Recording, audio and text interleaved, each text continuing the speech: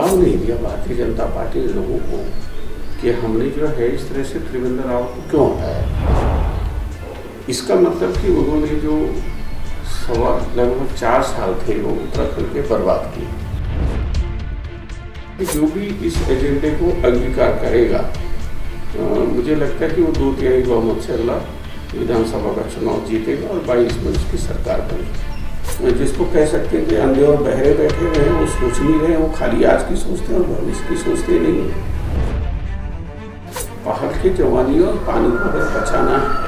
4 बड़े नेता हैं, किशोर उपाध्याय, प्रीतम सिंह, हरीश रावत और नंदा हरजेश, चारों अलग खाने बैठे रहते हैं। स्पष्ट कर दी रंजीत रावत जी ने कि मुझे अध्यक्ष बनाने में हरीश रावत जी की जरूर सहमति ली गई होगी, लेकिन उनका हाथ नहीं था। जो इंप्रेशन दिया जाता है कि हाँ, हम हरीश रावत जी के, हम उनको एक परिवार का सदस्य समझते थे। फिर मुझे क्यों हटाया गया, इसका जवाब हमें पार्टी दे सकती है कि क्यों हटाया गया, हमने ऐसा कौन सा अपराध कर दिया था। नमस्कार, आप देख रहे हैं समय साक्ष। मैं हरीश कन्नड़ा आपके साथ। इस वक्त हमारे साथ बातचीत करने के लिए पूर्व कांग्रेस के प्रदेश अध्यक्ष किशोर उपाध्याय जी मौजूद हैं। उनसे बात करते हैं कि कांग्रेस की आने वाले चुनाव में 2022 में क्या रणनीति रहेगी और किस तरह से जनता के बीच जाने में सफल होगी। नमस्कार सर, आपका स्वागत है हमारे चैनल पर। जी नमस्कार जी। जिस तरह से हम बात करें, क्या कुछ रहेगा, 2022 बहुत नज़दीक है और इसको लेकर के क्या कुछ तैयारी की जा रही है? देखिए, 2022 तक आते आते तो क्या होता है, जिस तरह की स्थितियाँ बन रही हैं, समय पर चुनाव होंगे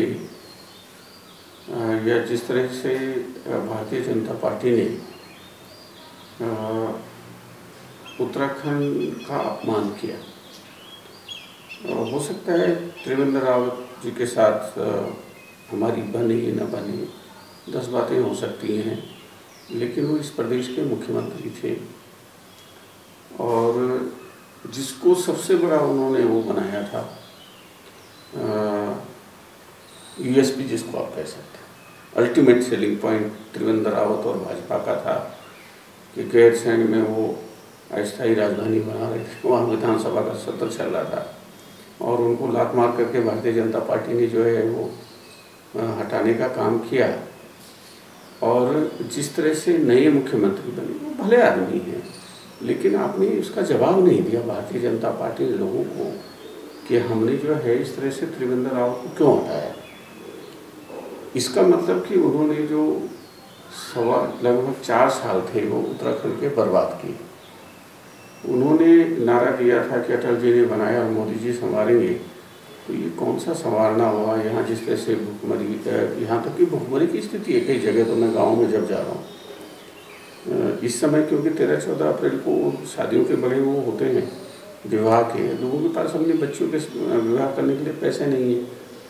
जिस तरह से बेरोजगारी है, महंगाई है, जिस तरह से विकास के सारे काम ठप पड़े हुए।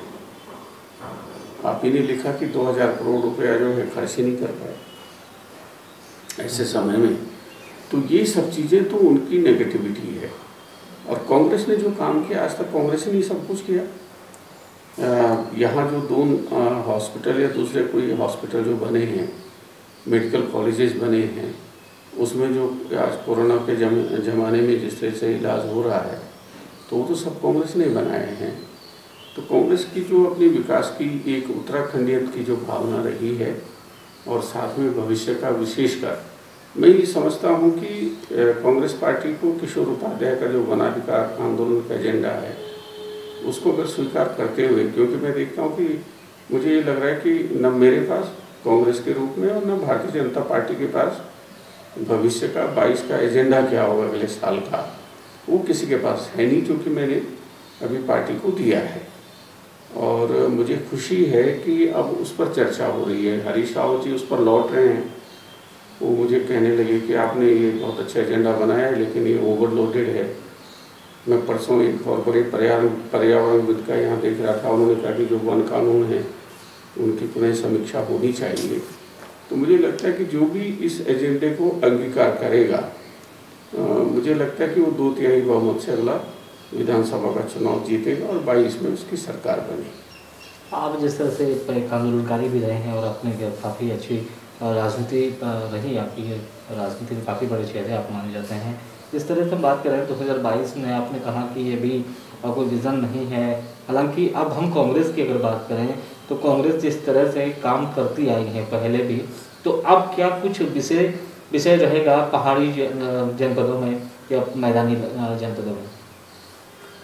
नहीं, मैं तो समग्रता की बात करता हूँ और पहाड़ी और मैदानी जो क्षेत्र है, देखिए जो पहाड़ का जो इलाका है, ये खाली आप उत्तराखंड की बात न करिए, पूरे विश्व के जो पर्वतीय क्षेत्र के लोग हैं वो तो जिंदा रह सकते हैं, लेकिन जो पर्वतीय क्षेत्र है उसके बिना मैदान जिंदा नहीं रह सकता। सबसे बड़ी बात यह है कि अगर पहाड़ का पानी नीचे ना उतरे, पहाड़ की रेत उसके साथ नीचे ना उतरे, पहाड़ की उपजाऊ मिट्टी उसके साथ नीचे ना उतरे, पहाड़ की ऑक्सीजन जो है वो नीचे ना उतरे, तो फिर मैदानी क्षेत्र कैसे जिंदा रह लेगा। खाली ये उत्तराखंड के मैदानी क्षेत्रों की बात नहीं है। आप ये देखिए कि उत्तराखंड 60 करोड़ लोगों को जीवन देने का काम कर रहा है। हम लोग जो प्राणवायु है, ऑक्सीजन, उसकी सुरक्षा दे रहे हैं, हम जल सुरक्षा दे रहे हैं, हम अन्न सुरक्षा दे रहे हैं, उसके साथ में सीमाओं पर जो है हमारा जवान, हमारा नौजवान और हिमालय जो है वो राष्ट्रीय सुरक्षा देने का भी काम कर रहा है। तो मेरे ख्याल से उसको इस रूप में नहीं बांटना चाहिए। हम देने वाले हैं और हम ये कह रहे हैं कि हमारा जो आपने सारा का सारा, मैं परसों उत्तरकाशी का जो सबसे अच्छा विश्व में वो 4वें-5वें नंबर पर देवदार का वो है बनाल क्षेत्र का, और उत्तरकाशी में 88% जमीन पर आपने हमारी कब्जा कर रखा है भाई। यानी पहले वो जंगल हमारे जीवन होते थे, जिंदगी होते थे, उसको आपने कब्जा कर लिया और आप उनके लिए कुछ नहीं कर रहे हो। तो हम ये कह रहे हैं कि जो पहले हमारे अधिकार थे जंगलों पर, जो पुश्तैनी हक हकूक थे, उनको हमको वापस देने का काम करो। जैसे कि आपने उत्तराखंड की जवानी और पहाड़ का पानी पर काम किया है, पलायन पे आपने काम किया है, तो किस तरह से आप देखते हैं कि जो पहाड़ों से लगातार जो पलायन हो रहा है, बेरोजगारी बढ़ रही है, इन सबको किस तरह से देखते हैं? सबसे बड़ी परेशानी ये है, मुझे जो है वो याद आ रहा है 92-93 में आपके सामने सबसे बड़ा सवाल ये है कि खाली यही नहीं, आप जम्मू कश्मीर से और अरुणाचल प्रदेश तक चले जाइए। जब हम लोग और सुंदरलाल बहुगुणा जी हिमालय बचाओ आंदोलन में गए तो आपके पास मध्य हिमालय के विकास के लिए कोई मॉड्यूल नहीं है, और जब आपके पास कोई प्रारूप ही नहीं है तो आप उत्तराखंड क्या किसी भी मध्य हिमालय के क्षेत्र के लिए कि वो जो है ठीक ढंग से विकसित हो सके, जब हमारा कोई नक्शा नहीं है तो कैसे हो पाएगा। तो अब तक सबसे बड़ी कमी ये रही है कि हमारा कोई उत्तराखंड के लिए, हमारी सरकारों का, ना राज्य सरकार का, ना केंद्र सरकार का कोई मॉड्यूल नहीं है। जब तक आप उसको नहीं बनाएंगे, मैं बार बार कह रहा हूँ कि मध्य हिमालय के एक सतत समावेशी विकास की नीति अगर जिंदा रहना चाहते हो, लेकिन क्या करें, सब जो है वो जिसको कह सकते हैं कि अंधे और बहरे बैठे हुए हैं, वो सोच नहीं रहे, वो खाली आज की सोचते हैं और भविष्य की सोचते नहीं है। पहाड़ की जवानी और पानी को अगर बचाना है तो आपको जीवन के लिए जो हम सबसे ज़रूरी चीज़ें दे रहे हैं, ऑक्सीजन दे रहे हैं, पानी दे रहे हैं, अन्न दे रहे हैं, अगर पानी नहीं होगा तो अन्न सुरक्षा भी नहीं होगी।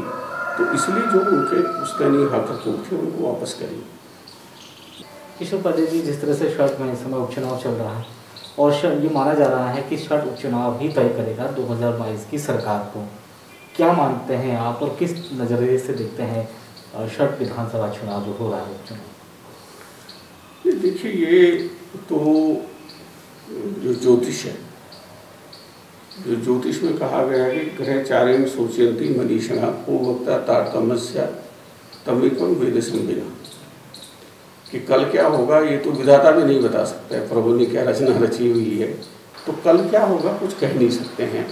हाँ, ये जरूर है कि सल्ट में कांग्रेस को इसलिए जीतना चाहिए, और जब मैं वहाँ गया भी था, खैर पार्टी ने मेरा वहाँ कोई उपयोग उस हिसाब से किया नहीं, वहाँ जो सबसे बड़ी ज़रूरत थी ये कहने की थी कि देखो अगर सल्ट कांग्रेस जीतती है तो उससे सरकार तो नहीं गिरती, भाई उनका 56 का बहुमत है और 3 लोग उनको समर्थन दे रहे हैं, तो वो तो ब्रूट बहुमत की सरकार है। तो अगर राज्य और केंद्र सरकार को अपना रास्ता बदलना है उत्तराखंड के पक्ष में, उत्तराखंड के जो पक्षीय सरोकार हैं उनके लिए, तो इसलिए कांग्रेस को जितवाइए जिससे उनके मन में डर पैदा होगा।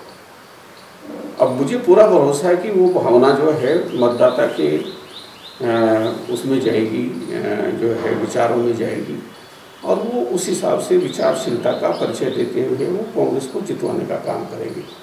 बताइए, जिस तरह से हम बात कर रहे हैं तो कांग्रेस के जो 4 बड़े नेता हैं, किशोर उपाध्याय, प्रीतम सिंह, हरीश रावत, ललिता हरजेश, चारों अलग खाने बैठे रहते हैं। किस तरह से देखते हैं जब तक एकजुटता नहीं होगी तो फिर कैसे कांग्रेस आगे बढ़ पाएगी?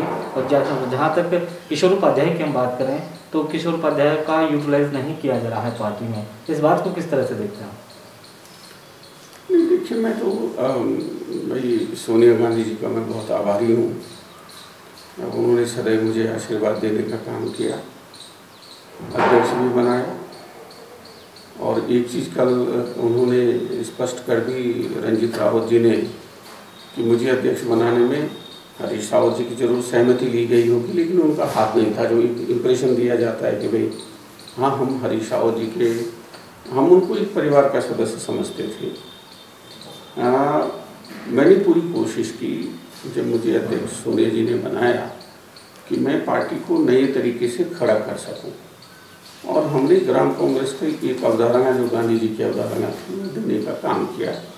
मुझे लगता है कुछ नेताओं को अच्छा नहीं लगा हो कि भाई अगर ग्राम स्तर पर व्यक्ति के बजाय अगर संगठन मजबूत होगा तो उनकी सह नहीं रहेगी, और उन्हें उसको सिरे नहीं चढ़ने दिया। फिर मुझे क्यों हटाया गया, इसका जवाब हमें पार्टी दे सकती है कि क्यों हटाया गया, हमने ऐसा कौन सा अपराध कर दिया था ना, हमने उसमें कुछ कहा। भाई जब वो हुआ तो हमने तो अपना फ़ोन उठाया, कागज़ भी नहीं उठाया ऑफिस से, और हम चले आए। आज के दिन में आप अगर देखेंगे तो कांग्रेस को दोबारा लाने की सबसे बड़ी जिम्मेदारी हरीश रावत जी की है, इसलिए कि पार्टी इन्वेस्ट करती है नेताओं पर। सबसे ज़्यादा इन्वेस्टमेंट पार्टी का हरीश रावत जी पर हुआ। हरीश रावत जी बार बार चुनाव हारते भी रहे, फिर भी उनको टिकट दिया, 8-9 बार लोकसभा का टिकट दिया, राज्यसभा का टिकट दिया, उनको केंद्र में मंत्री बनाया, यहाँ जो है मुख्यमंत्री बनाया। तो उनकी जिम्मेदारी है, जिस कंपनी में सबसे ज़्यादा इन्वेस्टमेंट किया जाता है उस कंपनी को उसको रिटर्न करना चाहिए, जो है जिन्होंने उसमें इन्वेस्टमेंट किया है। कहीं नाराज़गी भी है। और जिस तरह से हम बात कर रहे हैं, अब थोड़ा सा हम आपके राजनीतिक कैरियर के बारे में जानना चाहेंगे। हमारे दर्शक भी जानना चाहते हैं कि किशोर उपाध्याय की जो राजनीतिक शुरुआत हुई कैसे और कहाँ से हुई? नहीं, मैं तो देखो क्या है, मैं तो गांव के, मेरे पिताजी भाई ठीक है, हम गांव के पुश्तैनी रूप से प्रधान थे, सयानी थे, लेकिन अब आप जानते हो पहाड़ के लोग किस तरह से, और वो भी खास पट्टी के लोग। तो पता नहीं ईश्वर की क्या इच्छा रही, मैं दिल्ली गया और उसके बाद जो है मैं इंदिरा जी के यहाँ जाना शुरू हो गया। तो उन्होंने मौका दिया, उस समय जो है मुझे अमेठी में काम करने का मौका दिया, और ये मेरा सौभाग्य रहा कि राजीव जी के जीवन काल में मेरे ख्याल से मैं सबसे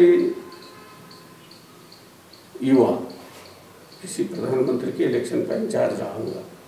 23-24 साल का मेरा सौभाग्य कि मेरे साथ सहयोगी वीर बहादुर सिंह जी थे, अरुण कुमार सिंह मुन्ना जी थे, हंसराज भारद्वाज जी थे, और भी कई लोग थे जिन्होंने उस समय सहयोग किया। सबसे ज़्यादा वोटों से राजीव जी उस समय जीते। लेकिन अब क्या है, हम उडियारों में पैदा हुए लोग हैं, हम उन चीज़ों का उस तरह की वो नहीं जानते हैं हम कि किस तरह से जो है इन चीज़ों को अपने पक्ष में लाना है। और हमारे साथ ये हुआ कि हम 2.5 साल में उससे सिस्टम से बाहर हो गए। और उसके बाद क्योंकि हम यहाँ के सरोकारों से जुड़े हुए थे, सबसे पहले हमारा विश्वविद्यालय का आंदोलन था, उस आंदोलन से जुड़े गढ़वाल विश्वविद्यालय का, फिर शराब विरोधी आंदोलन से जुड़े, और इस तरह से उत्तराखंड आंदोलन से लेकर के और कांग्रेस को खड़ा करने के आंदोलन में जुड़े। और सोनिया जी का बड़ा आशीर्वाद रहा। और निश्चित रूप से हरीश रावत जी अगर वहाँ तक नाम नहीं ले जाते, तो जब मेरा नाम वहाँ गया तो सोनिया जी ने कहा कि इस पर क्या विचार करना है, तुम आगे बढ़ो। तो उनकी बड़ी कृपा रही, जितने चुनाव में टिहरी से लड़े मैंने, वो सारे के सारे चुनाव में वो मेरे चुनाव में आई। और शायद 2012 में जो मुझे लगता है, क्योंकि हम तो मैंने कहा ना कि उटियारों के लोग हैं, गुफाओं में रहने वाले, उस चीज़ को नहीं समझते। संभवतः 2012 में मैं चुनाव अगर जीतता तो शायद विजय भाई की जगह हो सकता है किशोर उपाध्याय उत्तराखंड का चीफ मिनिस्टर होता, जो बाद में मुझे बताया गया कि तुमने बड़ी बड़ी गलती की। और मैं सबने मिलकर के जो है वो विजय भवन जी ने मेरे खिलाफ 4 कैंडिडेट खड़े कर दिए, तो मैं 377 वोट से हार गया। हाँ, ये जरूर है कि मेरे कुछ बनने से कोशिश में ये जरूर करता कि जो उत्तराखंडियत है, जो उत्तराखंड के पानी और जवानी की जो आंदोलन मैंने शुरू करवाया, अगर इंद्रमणि बडोनी जी को मैं 2 बार राजेश पायलट जी से नहीं मिलवाता, अब जब राजेश पायलट जी ने दूसरी मीटिंग में कहा कि आप कुछ आंदोलन शुरू करिए, तब वो पौड़ी में बैठे ये लोग जो है वो धरने पे, और उसके बाद ये रिजर्वेशन वाला आंदोलन शुरू हो गया। तो मुझे पीड़ा ये होती है कि मैं कहीं ना कहीं अगर राज्य ठीक रास्ते पर नहीं चलता है तो मेरे मन में ये पीड़ा होती है कि इस अपराध के लिए मैं भी जिम्मेदार हूँ राज्य बनाने में। तो मेरी कोशिश ये कि मुझे कुछ मिले ना मिले, राज्य सही रास्ते पर चलना चाहिए। और उसके मैं हमेशा, तब चाहे परिसीमन के सवाल रहे हों, जब यहाँ सीटें कम हो रही थी तब भी मैंने लड़ाई लड़ी, आपको याद होगा उस समय के लोगों को, तब चाहे इस समय के सरोकार जो है, जो वनाधिकार हैं, और कानून बना हुआ है 2006 का, और ये सरकार उसको जो है लागू नहीं कर रही। उस कानून को जरूर पढ़िए, आप विद्वान लोग हैं, और ये सुनो मेरे तो बहुत अच्छे बच्चे हैं, अच्छे लड़के हैं, मैं तो इनके पिताजी का बड़ा शुक्रगुजार हूँ, हमेशा उनका मुझे आशीर्वाद रहा, राजेंद्र भाई का। उसमें ये कहा गया प्रस्तावना में कि हमसे बड़ी भारी गलती हुई इतने सालों तक 2006 से पहले कि हमने उनके पुश्तैनी हकों को और अधिकार नहीं दिए। और उसमें ये कहा गया है कि जितने, सबसे पहले तो मेरा गांव जंगल के बीच में, आपको हम फॉरेस्ट ज्वेलरी आप जो है घोषित नहीं कर रहे हो, तो उनके जो सामुदायिक अधिकार हैं और व्यक्तिगत अधिकार हैं वो वापस मिलने चाहिए। और 15 साल में ये राज्य इतना भी नहीं कर पाया है, तो ये दुख का विषय है। तो ये थे हमारे साथ बातचीत करने के लिए पूर्व प्रदेश अध्यक्ष कांग्रेस के किशोर उपाध्याय जी, जो वरिष्ठ नेता कांग्रेस के, जिन्होंने कहीं बातें इशारा में हमसे कहीं। अपने सहयोगी राजन बड़ोरा के साथ हरीश कनेडा, समय साक्ष, देहरादून।